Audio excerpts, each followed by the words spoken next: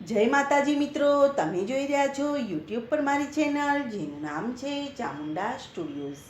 મિત્રો, આજે હું તમારી સમક્ષ રજૂ કરું છું પોષ મહિનામાં આવતી સુદ પક્ષની એકાદશી એટલે કે પુત્રદા એકાદશીની વ્રત કથા અને મહિમા. જો તમને આ મારી કથા પસંદ આવે તો લાઈક, શેર અને સબસ્ક્રાઈબ જરૂરથી કરજો અને બેલ આઇકોન જરૂરથી દબાવજો, જેથી તમને મારા આવનારા નવા વિડીયો સૌથી પહેલાં સાંભળવા મળશે. તો ચાલો મિત્રો, આપણે શરૂ કરીએ એકાદશીની કથા. દરેક મહિનામાં શુક્લ પક્ષ અને કૃષ્ણ પક્ષમાં એક એક એકાદશી આવે છે. આ પ્રમાણે કુલ વર્ષની 24 એકાદશી થાય છે. દરેક એકાદશીને જુદા જુદા નામથી ઓળખવામાં આવે છે. ભાવિક નરનારીઓ ઉત્સાહપૂર્વક એકાદશીનું વ્રત કરે છે. વિધિપૂર્વક એકાદશીનું વ્રત કરનારને આ લોકમાં વિવિધ પ્રકારના સુખ ભોગવવા મળે છે અને શરીર છૂટી ગયા પછી મોક્ષની પ્રાપ્તિ થાય છે.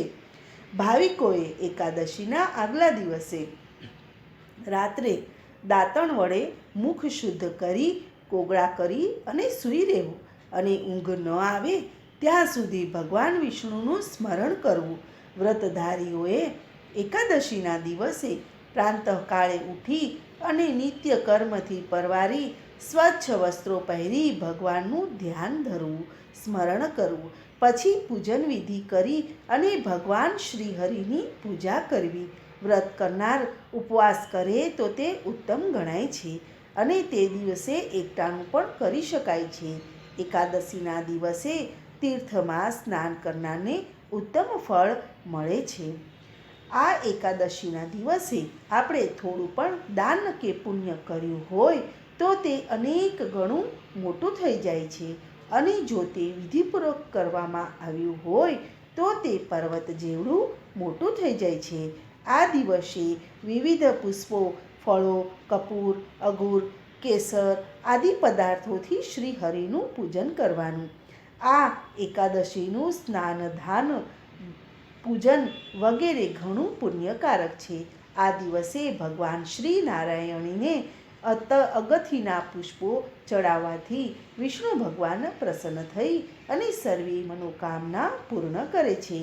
એકાદશીના દિવસે આ પ્રમાણે ભગવાન વિષ્ણુનું પૂજન કરી અને બારસના દિવસે પ્રાંતઃકાળે ઉઠી અને નદી અથવા તો જળાશયે સ્નાન કરી જપ ધ્યાન કરી અને ઘરે આવી વિધિપૂર્વક ભગવાન વિષ્ણુનું પૂજન કરવું. વ્રતની પૂર્ણાહુતિ અર્થે બ્રાહ્મણને જમાડી અને દક્ષિણા આપી અને રાજી કરવા અને યોગ્ય શક્તિ હોય તો ગાય દાનમાં આપી. તો આ પ્રમાણે હતી એકાદશીની પૂજન અને વિધિ. હવે આપણે સાંભળીશું પુત્રદા એકાદશીની કથા. ધર્મરાજ યુધિષ્ઠિરે ભગવાનને પૂછ્યું કે હે ભગવાન, મને પોષ માસની શુક્લ પક્ષની એકાદશીનો મહિમા સાંભળવાની ઈચ્છા થઈ છે. તો તમે મને કહો કે આ એકાદશીનું નામ શું છે, તેના વિધિ વિધાન શું છે અને એ એકાદશીનું વ્રત કરવાથી ભગવાન કોને પ્રસન્ન થયા હતા? ભગવાન બોલ્યા કે હે ધર્મરાજ યુધિષ્ઠિર, આ એકાદશીને પુત્રદા એકાદશી કહેવામાં આવે છે. તેનું વ્રત વિધિપૂર્વક કરવાથી સર્વ પાપ સમૂહ બળી જાય છે. આ એકાદશીમાં નારાયણ દેવતાનું જન કરવામાં આવે છે. હવે આ એકાદશીના પાપનું હરણ કરવાવાળી ઉત્તમ કથા તમને હું કહું છું, તે તમે ધ્યાનથી સાંભળો. અગાઉ ભદ્રાવતીનો રાજા સુકેતુમાન ઘણો સમૃદ્ધિવાળો હતો, પણ સંતતિ સોગંદ ખાવા પૂરતી પણ ન હતી. આથી તે નિરંતર દુઃખી રહેતો હતો. શું કરવું, ક્યાં જવું, પુત્ર પ્રાપ્તિ અર્થે શું કરવું, તેની તેને કંઈ પણ સમજણ પડતી નહોતી. ભરપૂર ઐશ્વર્ય ભોગવવાનું હતું, છતાં ગાદીનો વારસદાર ન હોવાથી રાજા અને તેની પત્ની બંને હંમેશા દુઃખી રહેતા હતા. કંઈ પણ માર્ગ ન સૂઝતા આત્મહત્યા કરવાનો વિચાર કરી અને રાજા એક દિવસ પોતાના ઘોડા ઉપર બેસી અને વનમાં ચાલ્યો ગયો. મૃગ અને પક્ષીઓથી યુક્ત એવા ગંભીર વનમાં આમ તેમ તે ફરવા લાગ્યો. તેને વિચાર આવ્યો કે આત્મહત્યા એ મહાપાપ ગણાય છે. આત્મહત્યા કરનાર દુર્ગતિને પામે છે. વનમાં અથડાતા અથડાતા સૂરજ માથે આવી ગયો હતો. ક્યાંક થાક પણ લાગતો હતો. ભૂખ અને તરસ પણ પીડાતો હતો. પાણી ન મળવાથી તેનું ગળું સુકાઈ રહ્યું હતું.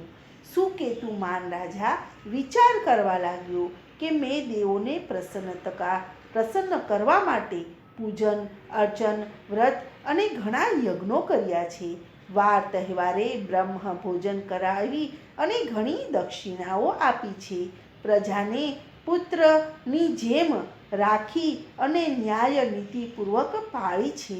છતાં મારે કોઈ પાપ કર્મના અંતરાયથી મને અપાર સમૃદ્ધિ હોવા છતાં પણ આવું દુઃખ ભોગવવું પડે છે. આ પ્રમાણે વ્યથા અનુભવતો રાજા ફરતો ફરતો માંડ માંડ આગળ ચાલતો હતો. એવામાં તેને તેના પુણ્યના ઉદયથી માર્ગમાં એક રમણીય સરોવર દેખાયું. સરોવરના તટ ઉપર કોઈ ઋષિનો આશ્રમ હતો. આશ્રમમાંથી મંત્ર જાપનો અવાજ સાંભળવાથી તે ઉત્સાહિત થઈને આશ્રમના દ્વાર આગળ જઈને હાથ જોડીને ઊભો રહી ગયો. આશ્રમમાં મહર્ષિ અને તેના શિષ્યો પોતાના પ્રદેશના રાજાને ઓળખી ગયા.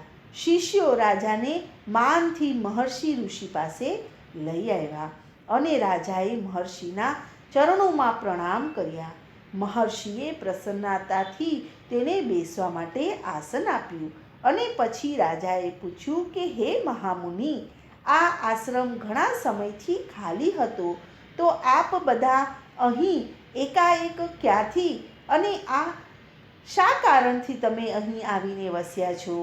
મહર્ષિએ કહ્યું કે હાલમાં પોષ માસ ચાલે છે અને થોડા સમય પછી પવિત્ર માસ બેસશે અને અમે દર વર્ષે મહામાસમાં અહીં આવી અને સ્નાન કરીએ છીએ અને તે મુજબ આ વખતે થોડોક વહેલા અમે અહીં આવ્યા છીએ.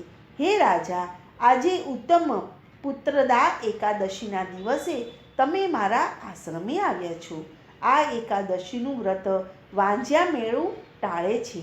જેને પુત્ર ન હોય તેને પુત્રની પ્રાપ્તિ થાય છે. તું પણ શ્રદ્ધા ભક્તિ ભાવપૂર્વક આ એકાદશીનું વ્રત કરીશ તો તને તેના વ્રતના પ્રભાવથી ઉત્તમ પુત્ર રત્નની પ્રાપ્તિ થશે.